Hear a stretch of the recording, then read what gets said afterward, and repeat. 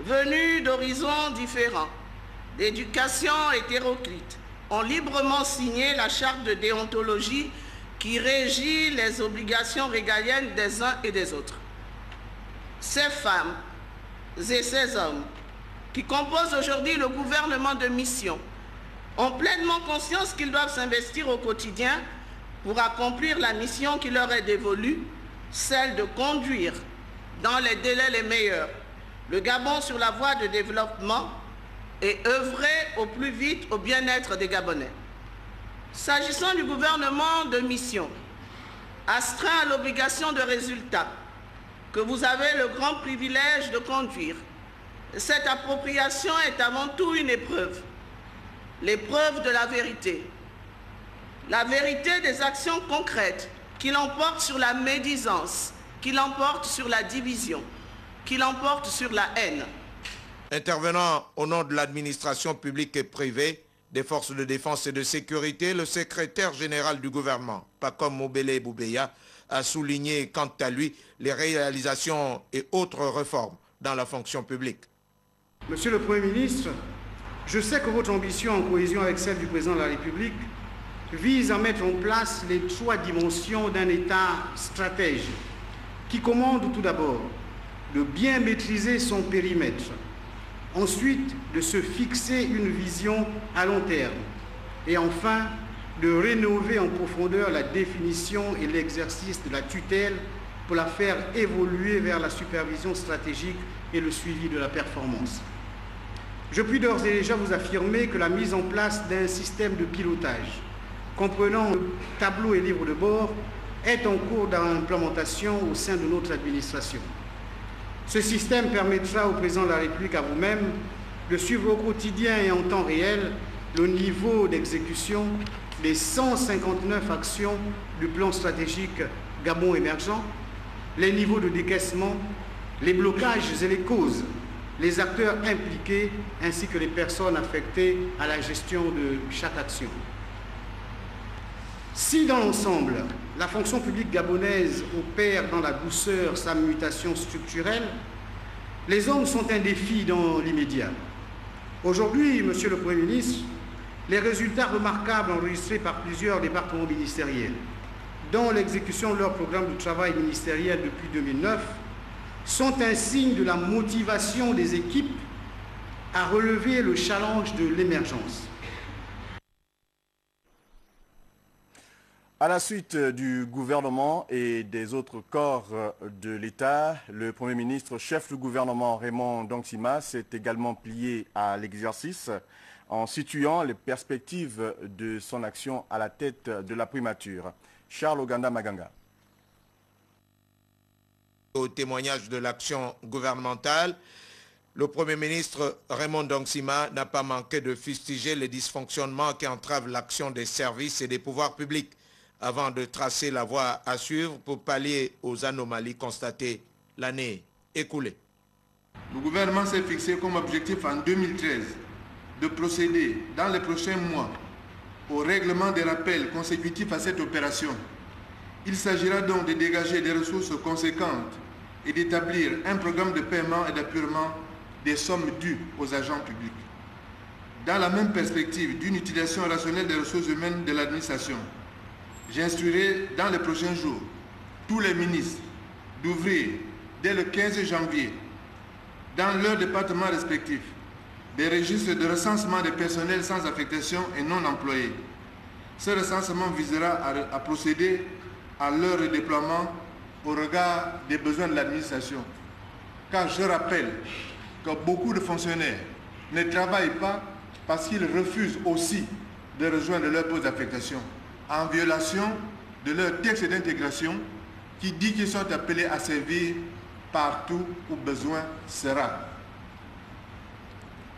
Dans le même ordre d'idée, le gouvernement présentera dans quelques semaines le mode opératoire d'un programme de départ volontaire de retraites anticipées des agents de l'État dont le double intérêt est de favoriser un renouvellement qualitatif des effectifs de la fonction publique conforme aux nouvelles ambitions de notre administration, tout en permettant aux fonctionnaires les plus anciens qui le désireront de donner corps à des projets privés. Comme on peut le voir, après le chef de l'État la semaine dernière, le tour est revenu aujourd'hui au Premier ministre de recevoir les vœux du gouvernement, de l'administration et des forces de défense et de sécurité. Aujourd'hui donc à Libreville. Sur ce plateau, Amélie Blanche-Mbougou et Issima, bonsoir. Bonsoir Yves. Alors, un discours à forte tonalité, axé essentiellement sur les perspectives 2013. Tout à fait Yves. Le Premier ministre, chef du gouvernement, a accentué son propos sur la nécessité d'entrevoir des perspectives nouvelles pour 2013 afin de répondre aux souhaits du chef de l'État qui milite pour une politique de résultats. Tel un chef d'orchestre, le chef du gouvernement n'a pas fait dans la langue de bois. Il a reconnu que dans toute entreprise humaine, surtout aux fonctions qui sont les leurs, il y a à faire un point sur les acquis ou les difficultés de 2012 de manière à dessiner une perspective plus claire pour 2013. Ce sont là les propos de Raymond Ndongsima qui n'a pas manqué au passage d'interpeller les membres du gouvernement qui dirigent sur les attentes légitimes des Gabonaises et Gabonais. Par rapport à la vision d'un Gabon émergent à l'horizon 2025, le Premier ministre a une nouvelle fois fustigé les dysfonctionnements de notre administration publique qui ne peut atteindre ses objectifs réels dans un tel contexte. Aux difficultés relevées, Raymond Ndongsima a rappelé aux membres de son cabinet les décisions prises visant à procéder à une vaste opération de régularisation de situations administratives des agents publics. Pour ce, le Premier ministre annonce que ces opérations visent des revalorisations salariales et constituent une mesure de justice sociale. À cet effet, selon Raymond Ndongsima, le gouvernement s'est fixé comme objectif en 2013 de procéder dans les prochains mois au règlement des rappels en attente dans le but d'un meilleur redéploiement des agents publics. Le Premier ministre invitera dans les prochains jours tous les ministres d'ouvrir dès le 15 janvier dans leurs départements respectifs des registres de recensement des personnels sans affectation ou non employés. Au plan politique, le chef du gouvernement a rappelé à tous les ministres que le gouvernement de la République doit continuer à veiller à l'amélioration et la stabilisation du climat politique et social. Dans le même ordre d'idées et après constat, il a relevé que plusieurs dizaines de centrales syndicales représentent un si faible nombre de travailleurs, une situation qui ne permet pas au gouvernement de jauger le poids réel de ses interlocuteurs. Avant de conclure son propos, Raymond Ndongsima a demandé à l'équipe gouvernementale d'adhérer massivement à la politique du chef de l'État Ali Bongo Ondimba, à un esprit de complémentarité partagée pour que l'année 2013 soit celle des résultats palpables, visibles et profitables pour le plus grand nombre des Gabonais. Yves Ghislain Mitumba. Merci Amélie Blanche-Mbougou pour l'analyse du discours du Premier ministre Raymond Ndongsima, dont c'était la première cérémonie de présentation de vœux depuis son arrivée à la primature. Le Fonds des Nations Unies pour la population s'engage à être plus présent au Gabon et à œuvrer davantage sur des questions de santé. C'est ce qui ressort de l'audience que le ministre délégué aux Affaires étrangères vient donc d'accorder au directeur exécutif de l'UNFPA en visite de travail à Libreville. Yves Oyono. Le directeur exécutif du Fonds des Nations Unies pour la population, Dr Babatunde, rend visite aux garants de la diplomatie gabonaise. En lieu et place d'Emmanuel Issozen Gondé empêché, c'est son délégué, Dominique Guy-Noël Guieno, qui se charge d'accueillir ce hôte de marque. À cette audience prennent part les différents collaborateurs des deux personnalités, dont le secrétaire général du ministère des Affaires étrangères. J'ai eu une très bonne réunion avec le ministre des Affaires étrangères et c'est la première fois que je viens au Gabon en tant que directeur exécutif de l'UNFPA. Ici, les questions de santé sont longuement abordées, avec un accent particulier mis sur la volonté pour l'UNFPA de s'engager plus que par le passé dans la lutte contre la mortalité maternelle estimée à près de 519 décès pour 100 000 naissances l'an. À l'onusien, Dominique Guénon a réaffirmé l'engagement du Gabon et sa pleine volonté à œuvrer dans ce sens. Volonté traduite au plus haut niveau par le président de la République, Ali Bongo Ondimba. Donc on a discuté déjà les programmes qu'on a déjà accomplis en ce qui concerne la réduction de la mortalité maternelle, la réduction de HIV-Sida, aussi donc une amélioration de l'éducation des jeunes pour pouvoir éviter cette maladie et beaucoup d'autres programmes et ce qu'on entend faire à l'avenir aussi. Au sortir de cette rencontre, le directeur exécutif de l'UNFPA, Dr Baba Toundé, a exprimé sa satisfaction, celle d'avoir été entendu et de s'être accordé positivement avec le membre du gouvernement. L'audience a pris fin sur une note d'espoir pour l'avenir. L'UNFPA s'est engagée à être plus présente au Gabon et donc à approfondir la coopération dans les domaines où elle existe déjà. Cette note macabre dans ce journal, décédé suite à un amérissage de son véhicule dans l'Ampassa. Le corps d'un compatriote vient d'être retrouvé 9 jours après le drame à Franceville. Il faut dire que notre compatriote était un jeune cadre à la CNSS Franceville.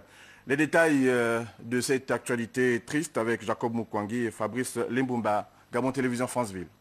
Sur le pont de l'Ampassa, proche de l'ancien magasin Score, sur la voie menant au quartier Sable, 2e arrondissement de la commune de Franceville. En cette période de fête, le plongeon fatal de ce véhicule terrestre à moteur au volant duquel se trouvait Meyo Mobiam Warren ne pouvait laisser personne insensible. Plus de 6 heures d'horloge, les lieux étaient noirs de monde. Hommes, femmes de tout âge, venus vivre les premières tentatives de recherche, mais sans succès car le véhicule repéré par de vaillants plongeurs puis sorti de l'eau épave grâce à la synergie génie militaire transforme était vide. Au fur et à mesure que les jours passaient, son père géniteur, Pierre Joachim Ntoutoum, commençait à perdre espoir. Il a fallu donc le concours d'un pêcheur pour repérer le corps de ce jeune cadre de la CNSS Franceville, non loin des lieux du drame. Pierre Joachim Goua, père de Warren Meyo. Les recherches étaient trop longues et l'attente était difficile à supporter. Donc aujourd'hui, le corps est retrouvé. Je rends grâce à Dieu. Comme c'est Dieu qui donne et aujourd'hui, il a repris, nous ne pouvons que se plier à sa volonté et nous disons merci. Merci à toutes les personnalités de Franceville, en tête desquelles le gouverneur, les forces de sécurité et de défense, vous, la presse, qui m'avez aidé de manière à ce que je puisse retrouver le corps de mon fils Warren, Freddy Meyo Moba. Choqués, atterrés, bouleversés, c'est dans cette atmosphère que tous ceux qui ont connu Warren Meyo, qui s'en est allé à tout jamais à la fleur de l'âge, 29 ans, lui ont dit adieu avant le transfert de son corps vers Libreville. Un corps, rappelons-le tout net, sorti de l'eau 9 jours après le drame. À quand la fin de l'insalubrité à Libreville? La question se pose avec acuité dans tous les coins de la capitale gabonaise. La ville est inondée d'ordures de tout genre et cette situation perdure depuis plusieurs semaines. Le constat de Léa Bifane et Jean-Pierre Moussouami. Le feuilleton des ordures ménagères à Libreville multiplie les épisodes. Aucun quartier n'est épargné par ce qui est devenu un phénomène. Vivre avec des tas d'immondices au quotidien est devenu naturel pour les populations gabonaises. Les bacs ordures sont très souvent saturés, du coup ce sont les artères et les rues de la capitale gabonaise qui prennent le relais. À côté de tout ceci, il y a l'incivisme des populations. Ils sont encore nombreux, ces populations qui contribuent à salir la ville. Au lieu d'utiliser les bacs ordures, ils préfèrent déverser les